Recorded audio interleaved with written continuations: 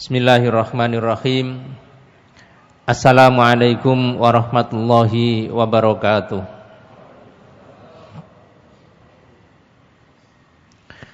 Alhamdulillahi rabbil alamin, wal aqibatu lil muttaqin, wala udwana illa 'alal zalimin.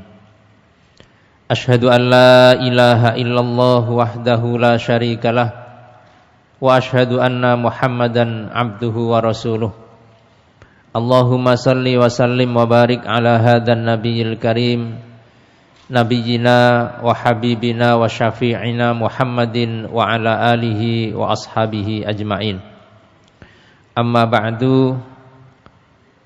Qala Allah ta'ala fi kitabihil karim, ya ayyuhalladzina amanu taqullaha wa qulu qawlan sadida yuslih lakum a'malakum wa yaghfir lakum dhunubakum wa may yuti'illaha wa rasulahu faqad faza fawzan 'azima. Shadaqallahul 'azim.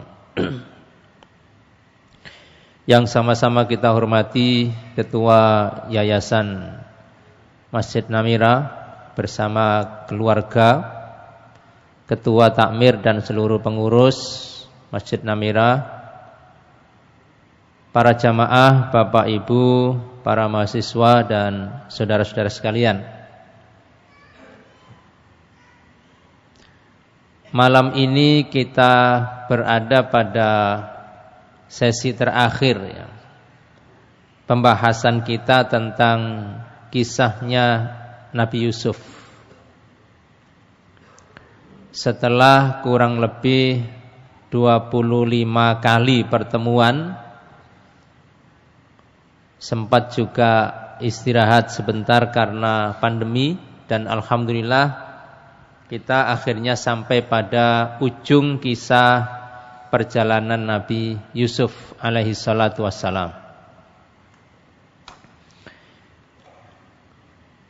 Ayat-ayat yang akan kita bahas pada malam ini adalah mulai dari ayat 99 sampai dengan ayat 103. Seperti yang saya katakan, ini adalah episode terakhir di dalam kisah kehidupan Nabi Yusuf alaihi salatu wassalam. Dan selalu saya ulang-ulang bahwa kisah Nabi Yusuf ini oleh Allah Subhanahu wa ta'ala di dalam Al-Quran, di dalam awal surat ini disebut dengan ahsanal qasas. Kisah Yusuf ini adalah kisah sebaik-baik kisah. Meskipun di dalam Al-Quran itu banyak kisah para nabi, banyak kisah para rasul, banyak kisah bangsa-bangsa, tetapi dari sekian banyak kisah yang ada di dalam Al-Quran, hanya satu kisah yang Allah mengatakan ahsanal qasas, sebaik-baik kisah, yaitu kisah Nabi Yusuf. Baik, a'udzu billahi minasyaitonir rajim.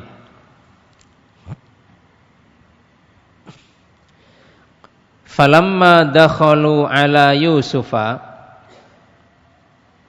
maka ketika mereka, saudara-saudaranya Yusuf, masuk ke istananya Nabi Yusuf, awa ilaihi abawaihi. Saat itu Nabi Yusuf merangkul kedua orang tuanya, ayah dan ibunya. Waqala, kata Nabi Yusuf, udkhulu Misra, masuklah kalian wahai ayah, ibu, wahai 11 saudara saya, masuklah ke negeri Mesir. Insyaallahu aminin, aman insyaallah.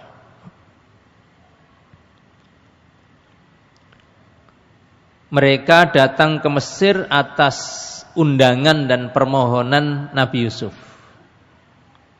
Ketika sebelumnya kita tahu bahwa Yakub sudah sembuh sakit matanya dengan diusap baju Yusuf.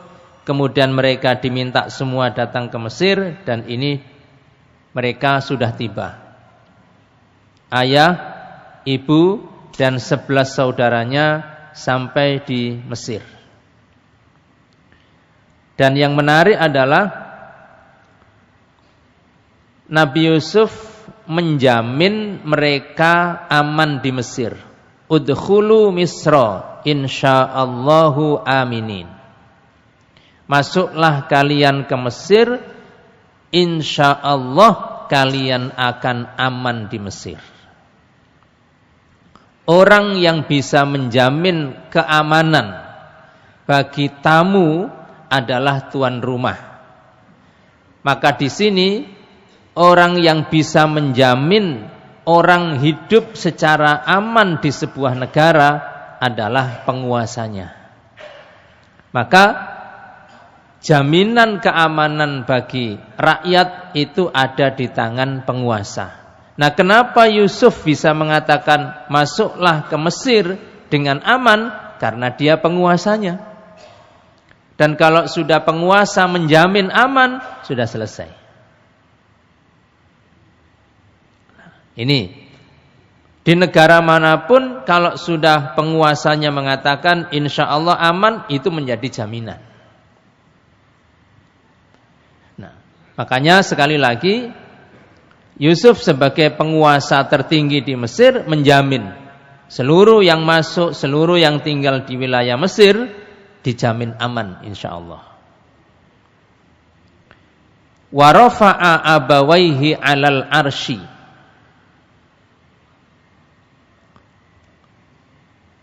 Rafa'a itu mengangkat ya.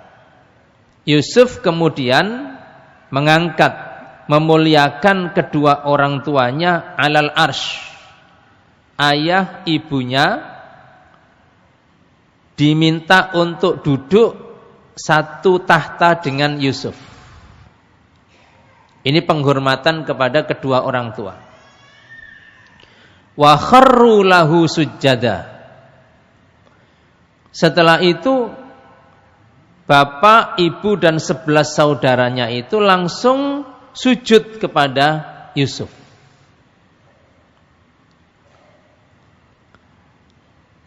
Syariat menghormat orang mulai dari zaman Nabi Adam sampai Nabi Isa alaihissalatu wassalam itu dengan cara sujud. Karena itu ini Nabi Yakub yang mengikuti syariat Nabi Ibrahim mbahnya ketika menghormati kepada Yusuf sujud. Tapi di dalam syariat Islam tidak boleh sujud manusia kepada manusia, dilarang. Jadi kenapa mereka sujud? Karena memang syariat agama waktu itu menghormat orang kepada orang itu dengan cara sujud. Nah, sekali lagi dalam Islam dilarang. Beliau mengatakan kalau boleh orang itu sujud kepada orang, la amartun nisaa an yasjudna li azwajihinna. Kalau orang boleh sujud kepada orang, pasti yang aku suruh sujud adalah istri sujud kepada suaminya, karena bentuk penghormatan yang sangat tinggi kepada suaminya. Tapi tidak boleh. Taat wajib, patuh wajib, sujud tidak boleh. Ini. Jadi wa kharru lahu sujjada, mereka semuanya sujud. Wa qala, kata Yusuf, ya abati, ayah, hadza ta'wilu ru'yaya.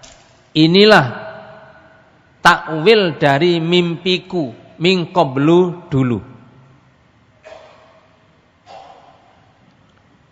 Qad ja'alaha rabbi haqqo. Sungguh Allah telah menjadikan mimpiku dulu sekarang menjadi kenyataan.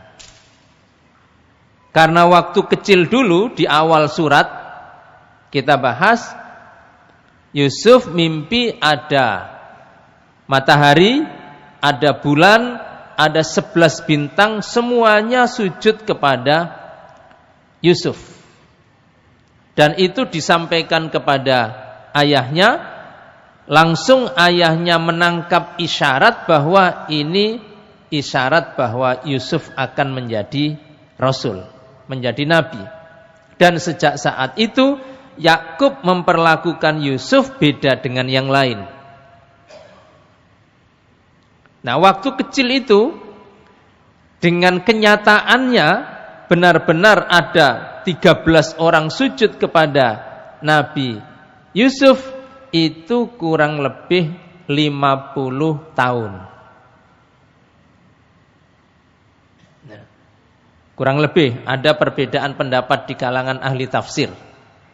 Ada yang mengatakan 40, ada yang 50, bahkan ada pendapat yang mengatakan 80 tahun. Antara mimpi dan kenyataan itu selang waktunya 80 tahun.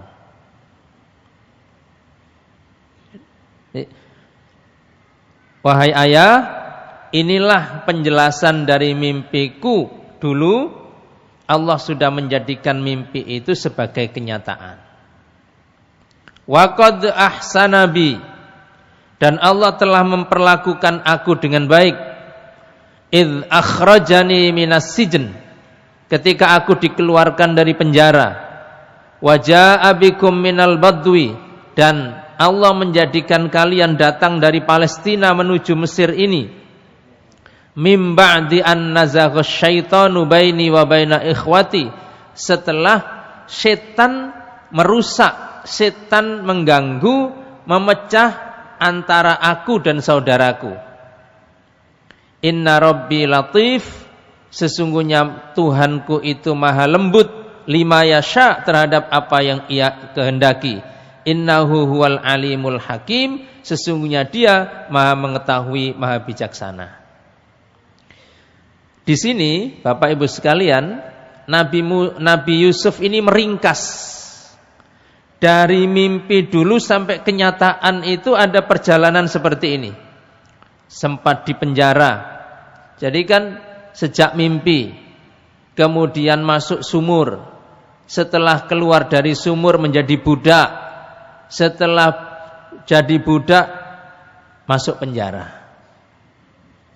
Setelah itu keluar dari penjara, kemudian menjadi penguasa, dan yang ketiga kumpul bersama keluarga. Itu sejarah singkat tapi puluhan tahun. Jadi kalau dilihat di tafsir Ibnu Katsir, masa kanak-kanak mimpi sekitar 50 tahun kemudian menjadi kenyataan. Lalu orang tua dan saudara-saudaranya ini tinggal di Mesir sekian puluh tahun, dan Nabi Yusuf itu meninggal pada usia, menurut banyak ahli tafsir, 120 tahun umurnya waktu meninggal. Memang usia orang dahulu lebih panjang dari usia kita sekarang. Ini. Rabbi, ya Tuhanku, qad ataitani minal mulki, Engkau telah berikan kepadaku kekuasaan. Jadi nikmat Allah kepada Yusuf satu, kekuasaan. Wa 'allamtani min ta'wilil ahadits, Kau ajarkan kepadaku ta'wilul ahadits, menafsirkan mimpi, menafsirkan peristiwa. Fatiras samawati wal ard, Engkaulah pencipta langit-langit dan bumi. Anta waliyyi fid dunya wal akhirah, Engkaulah pelindungku di dunia dan akhirat. Tawaffani musliman, matikan aku dalam keadaan muslim. Wa alhiqni bis salihin, kumpulkan aku bersama orang-orang yang soleh. Ini doa yang jarang kita tiru. Nah, kalau doa-doa yang lain sering, ini doa Nabi Yusuf spesial ini. Dzalika min amba'il ghaib, itulah di antara berita-berita gaib. Nuhihi ilaik, aku wahyukan kepadamu. Wa ma kunta ladaihim, dan kamu tidak menyaksikan bersama mereka id ajma'u amrahum wa hum yamkurun, ketika mereka sepakat untuk melakukan apa yang mereka rencanakan. Wa ma aktsarun nasi walau harasta bimu'minin, betapa banyak orang yang tidak mau beriman meskipun kamu telah berusaha keras untuk menyadarkan mereka. Nah, Bapak Ibu sekalian, ini akhir dari ayat-ayat yang berbicara tentang kisahnya Nabi Yusuf.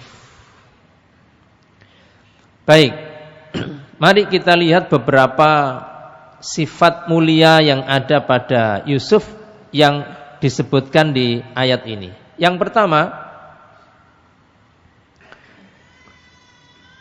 penghormatan yang setinggi-tingginya kepada kedua orang tua dan saudara-saudaranya.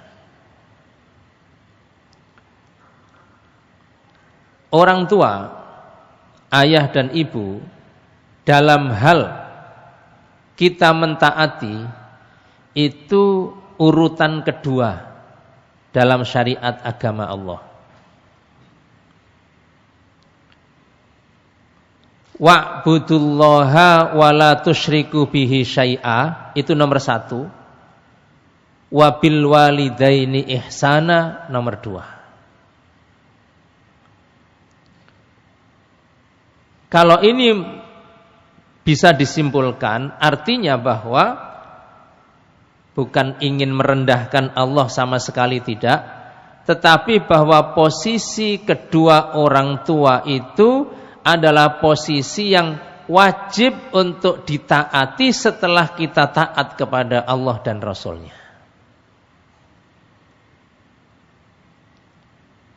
Dan banyak sekali hadis-hadis yang lain di mana Nabi menjelaskan posisi orang tua itu seperti apa kedudukannya di dalam mendapatkan penghormatan kita sebagai anak-anaknya. Nah, kalau kita berbicara tentang birrul walidain, maka posisikan kita sebagai anak, sehingga kita mempunyai kewajiban. Jangan kita bicara tentang birrul walidain tapi kita posisikan diri kita sebagai orang tua, nanti menuntut hak. Ini. Nah, yang dilakukan oleh Nabi Yusuf adalah meskipun dia tahu ya pernah disakiti oleh saudara-saudaranya, tapi dia tidak menuduh apa-apa. Mim ba'di an nazagha syaiton baini wa baina ikhwati.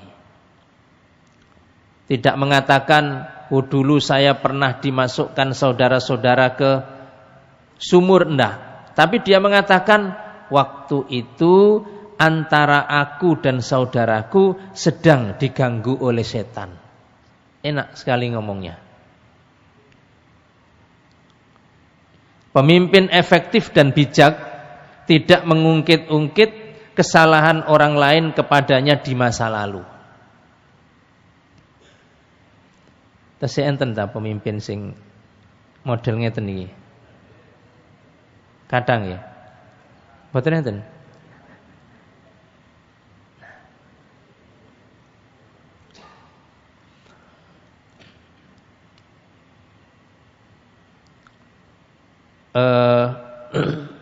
Kalau kita lihat Bapak Ibu sekalian,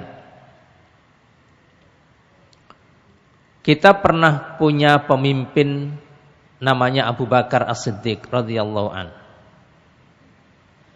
Lalu dilanjutkan oleh Umar bin Khattab radhiyallahu an. Kepemimpinan Abu Bakar itu sangat berjasa di dalam mengembalikan orang-orang yang murtad setelah Nabi wafat.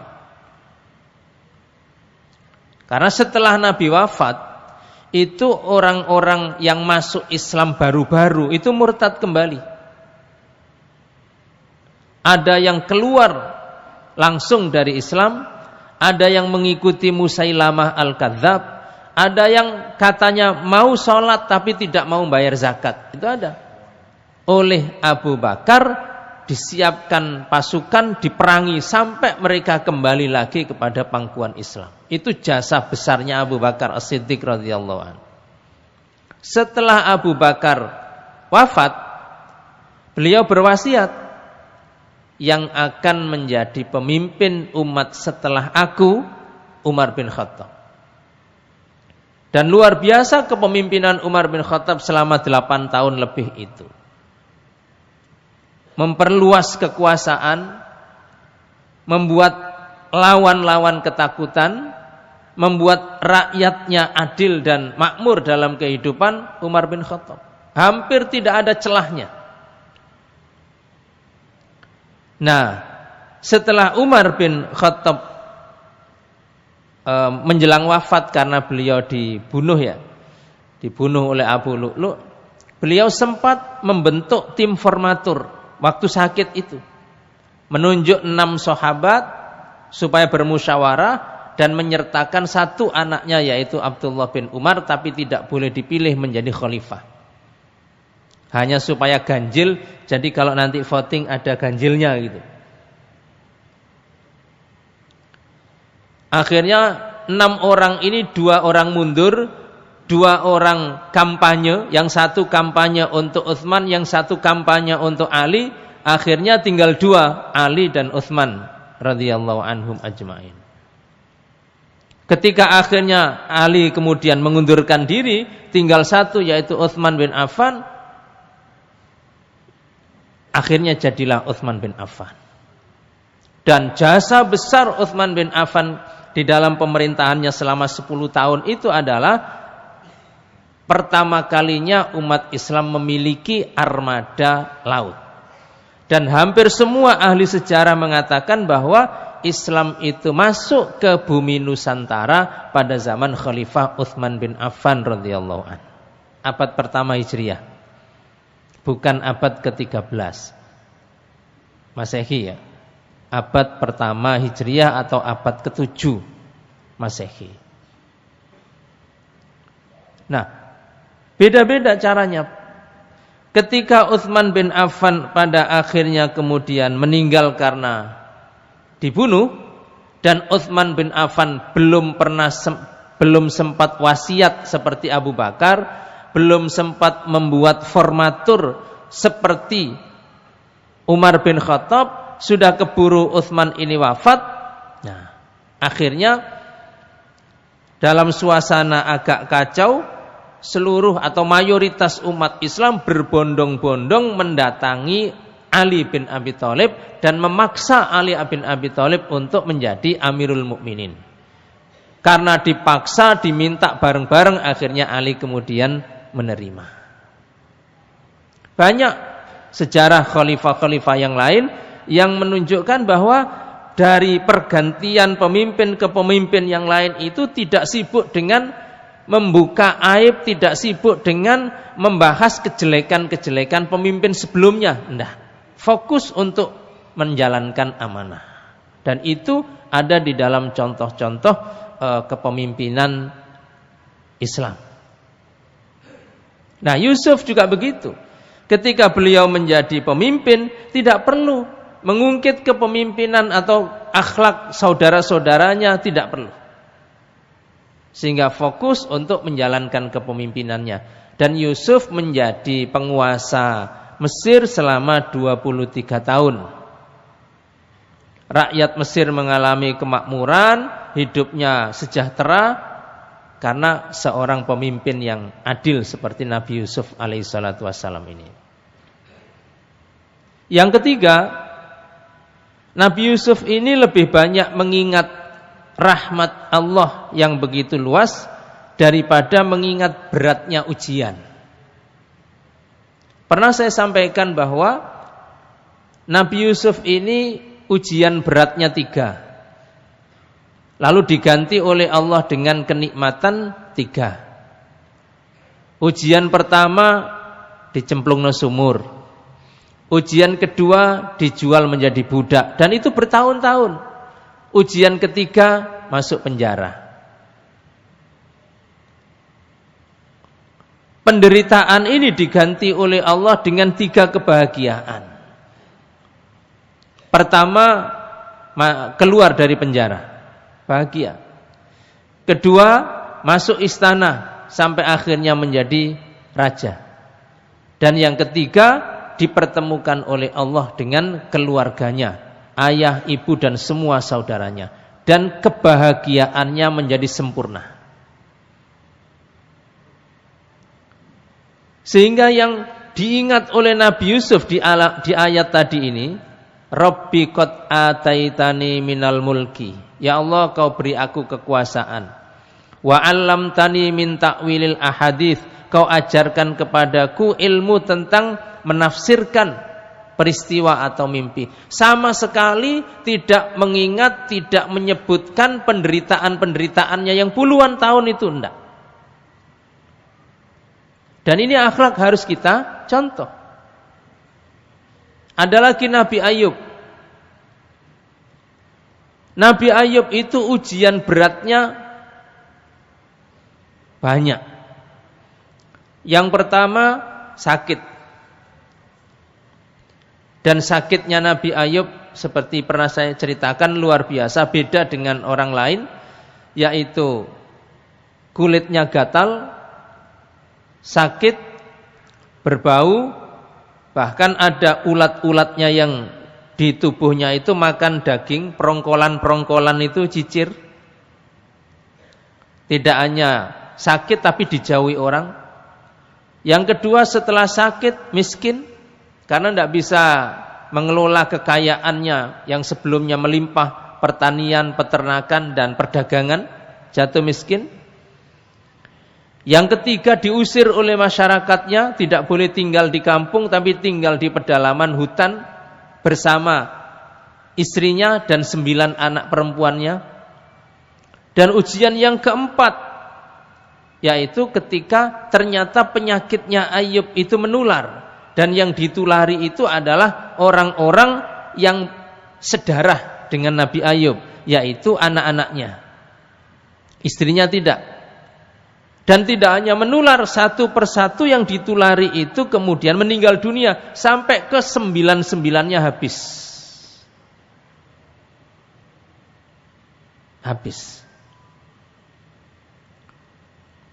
Banyak penderitaan berikutnya, tapi istrinya merasa heran. Dalam satu kesempatan istrinya mengatakan, Pak, misalnya, Ayub, ujian kita ini sudah sangat berat. 4 hal tadi itu. Kau sakit, kita miskin, kita diusir, anak-anak kita dipanggil oleh Allah semuanya. Tapi kenapa tidak pernah aku lihat sekalipun engkau angkat tangan minta kepada Allah supaya ujian-ujian ini dihentikan? Kenapa tidak pernah? Jawaban Ayub itu, istahyaitu minallah. Istriku, aku malu kepada Allah. Apa yang membuat dia malu? Kita kaya, kita bahagia, kita sehat, itu 70 tahun. Sementara kita diuji oleh Allah melarat, sakit seperti ini, baru 7 tahun. Mengingat nikmat jauh lebih banyak daripada ujian berat, saya kok malu berdoa kepada Allah. Wong gek 7 tahun nih kok wis njaluk waras gitu. Ada yang masih begitu. Wong miskin gek 7 tahun nih kok wis njaluk sugih kan gitu. Memang ada contoh-contoh nabi yang menjadi teladan kita. Jadi meskipun ujiannya berat, yang diingat itu nikmatnya bukan ujiannya. Kayak orang bawa telur sak ronjot, lugur, pecah kabeh, kari siji. Nah, itu alhamdulillah apa innalillah itu. Kalau ingat ini musibah, ya innalillahi wa inna ilaihi rajiun. Tapi kalau ingat alhamdulillah isek sitok.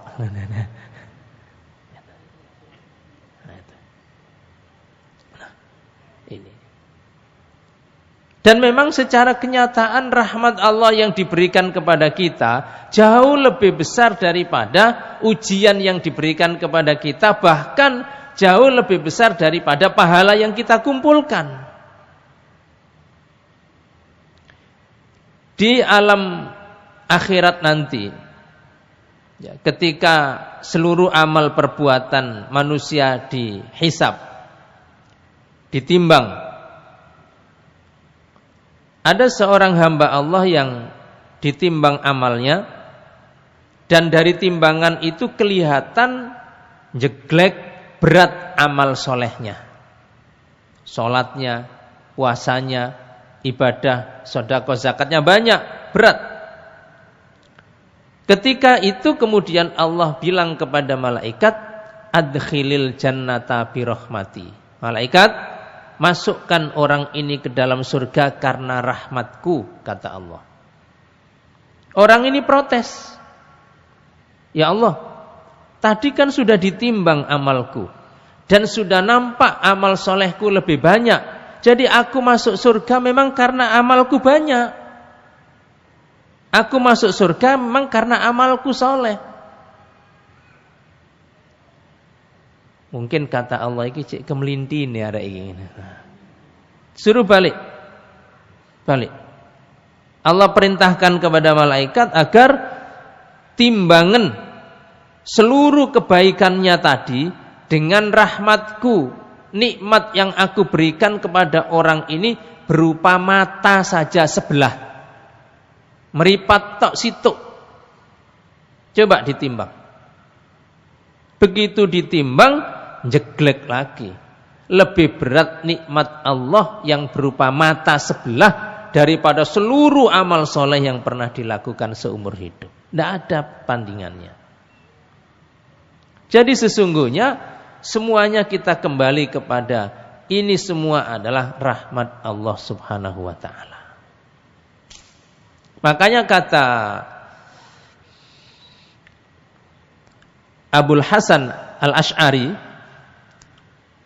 juga Al-Hikam ya, Ibnu Rajab Al-Hambali di dalam Al-Hikam itu, sezalim-zalim manusia, ini tentu tinjauannya tasawuf ya, adalah orang yang melakukan ibadah dengan mudah tapi masih minta pahala. Nah, ini ukurannya tasawuf ya. Orang bisa melakukan ibadah itu kan sudah dapat rahmat dari Allah.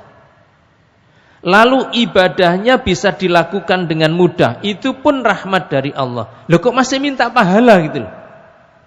Walaupun itu boleh. Yang ngasih sehat Allah, yang ngasih rezeki Allah. Loh gitu kok masih minta tambahan lagi. Nah itu. Semua ini rahmat dari Allah Subhanahu wa ta'ala. Yang keempat, akhlak dari Nabi Yusuf, rendah hati dan tidak merasa baik sendiri. Masih banyak nabi-nabi saleh yang lainnya.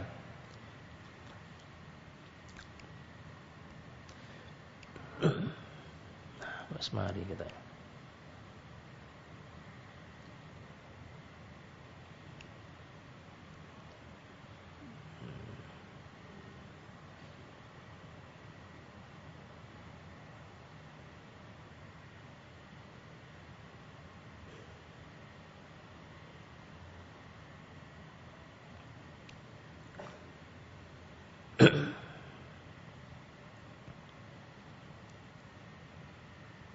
Ini di dalam surat Al-Baqarah.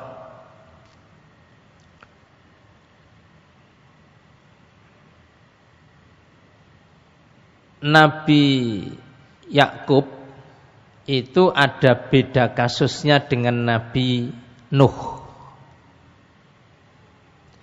Kalau Nabi Nuh itu berusaha mengajak anaknya untuk baik, yaitu Kan'an, sampai akhirnya anaknya itu mati di hadapan ayahnya, belum berhasil.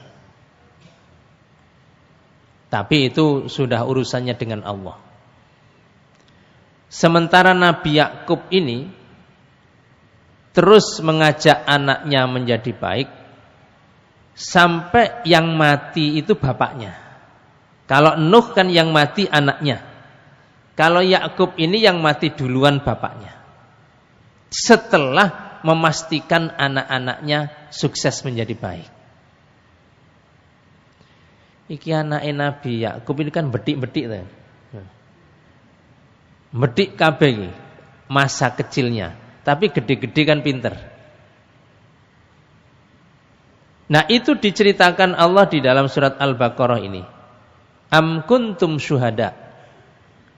Apakah kalian pernah memperhatikan? Idh hadara Ya'qubal maut. Ketika Yakub menjelang mati. Nanti Nabi Yakub itu matinya di Mesir, tapi beliau sudah wasiat untuk dimakamkan di dekat kuburan Ishak bapaknya dan Ibrahim mbahnya. Sehingga dalam satu riwayat jenazahnya Nabi Yakub itu dibawa ke Palestina, dikumpulkan dengan kuburannya Nabi Ibrahim dan Nabi Ishak. Nah, menjelang mati, Nabi Yakub itu mengumpulkan anak-anaknya. Idz qala li bani. Ketika dia berkata kepada anak-anaknya, ma ta'buduna min ba'di. Nah, besok kalau bapak sudah mati, kalian ini mau menyembah apa? Menenek wis bapak gak ono nak. Kon kabeh iki nyembah opo? Ma ta'buduna min ba'di. Bapak Ibu sekalian, sebelum kita mati, kita harus bisa memastikan bahwa anak-anak yang kita tinggalkan ini adalah anak-anak yang tetap memiliki iman. Dan itu yang dikhawatirkan oleh Nabi Yakub. Ma ta'buduna min ba'di. Nabi Yakub tidak bertanya, nak ma ta'kuluna min ba'di. Menenek bapak mati nak kon mangan opo. Nabi Nuh tidak nanyakan itu. Nabi Yakub juga tidak menanyakan ma ta'maluna min ba'di. Menenek bapak mati nak kon iki nyambut gawe opo. Ndak. Tapi yang terngiang di benak Nabi Yakub menjelang mati adalah ma ta'buduna min ba'di. Menenek bapak wis gak ono nak, kon niki nyembah apa? Ibadahmu piye? Itu yang penting. Nah, jawaban yang sangat menggembirakan hati orang tua yang mau meninggal adalah qalu. Mereka menjawab, na'budu ilahaka, Pak. Kami akan tetap menyembah Tuhanmu, wa ilaha abaika, dan menyembah Tuhan bapak-bapakmu, Ibrahim wa Ismaila wa Ishaqa ilaha wahida, Tuhan yang maha satu, wa nahnu lahu muslimun, dan kami akan tetap menjadi orang-orang yang berserah diri kepada Tuhan yang maha esa itu. Kalau ada orang tua mau meninggal dunia, terus anak-anaknya kompak seperti itu akidah dan keimanannya, siapa orang tua yang tidak meninggal dengan tenang? Tenang. Dan itulah yang kemudian menjadi jaminan kebahagiaan orang tua di akhirat nanti. Dan itu sudah dicontohkan oleh Nabi Yakub. Coba Bapak Ibu sekalian bayangkan menderitanya Nabi Yakub itu sekian puluh tahun sampai menjadi buta karena setiap hari menangis kehilangan Yusuf, kehilangan Bunyamin, sampai akhirnya ketemu lagi semuanya. Itu perjalanan hidup yang tidak enteng. Dan akhirnya dibalas oleh Allah Subhanahu wa taala dengan kebahagiaan ini. Karena itu Ma'asyiral muslimin, Bapak Ibu sekalian rahimakumullah. Umar pernah menasihati kita ketika kita berbicara tentang bagaimana mendidik anak untuk masa depan itu. Umar mengatakan, Rabbu auladakum. Dalam kalimat lain, addibu auladakum. Didiklah anak-anakmu itu. Fa innahum makhluquna li zamanin min ghairi zamanikum. Sebab anak-anakmu itu nanti akan diciptakan untuk zaman yang bukan zamanmu sekarang. Anakmu ini didiklah untuk bisa hidup nanti setelah kamu tidak ada. Kalau sekarang anakmu hidup, kan masih ada kamu, kata Umar. Kalau anakmu salah, kau bisa nasihati. Kalau anakmu keliru, kau bisa tegur. Tapi nanti kalau kamu tidak ada, anakmu keliru, siapa yang negur? Nah, kita mendidik anak itu bukan untuk baik sekarang, tapi juga baik di masa-masa yang akan datang setelah kita tidak ada. Dan itu tidak mudah, kata Umar. Karena tantangan sekarang dengan tantangan besok beda. Bisa lebih mudah, bisa lebih sulit. Karena itu, makanya tadi Umar mengatakan, didiklah anakmu karena mereka diciptakan untuk zaman yang tidak sama dengan zamanmu. Beda. Nah, mudah-mudahan kita semuanya diberi kekuatan oleh Allah Subhanahu wa taala. Amin ya rabbal alamin. Demikian ya.